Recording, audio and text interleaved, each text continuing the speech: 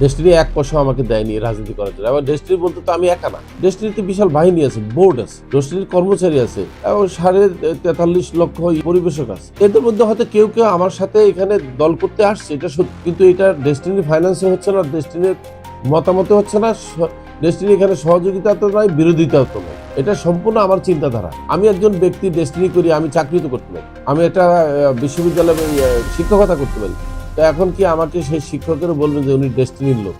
না, এটা হয় না। আমার একটা পেশা, আমার একটা চর্চা থাকতেই পারে। আমি অ্যাথলেটও হইতে পারি, আমি তো দাবা খেলি।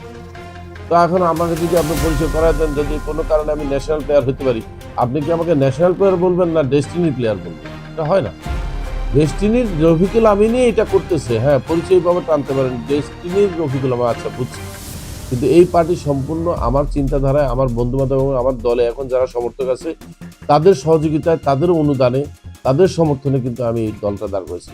এখন রাস্তা খোলা রেখেছি যে ডেস্টিনি 2000-এর ক্রেতা পরিবেশকরা কেউ যদি মনে করে যে তাদের ক্যারিয়ারের পাশাপাশি আমার মতো চিন্তা যদি তাদের মধ্যে ঢুকে, যে আমরাও দেশ সংস্কারে আছি, আমরা দেশে একটা সুস্থ ধারা রাজনীতি চাই, আমরাও চাই দেশের মধ্যে একটা ভালো প্রশাসক আসুক।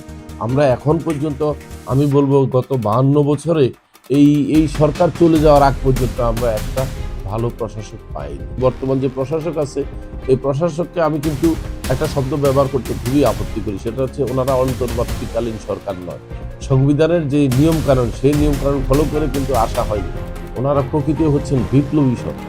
একটা বিপ্লব ঘটে গেছে বাংলাদেশে, সেই বিপ্লবের মাধ্যমে আসছেন। যদিও ওনারা নিজেদেরকে বিপ্লবী সরকার দাবি করছে না বা কেউ বলছে না, বাট আমি বলবো ওনারা হচ্ছেন বিপ্লবী সরকার এবং আমি ওদেরকে স্যালুট জানাই, লাল সালাম।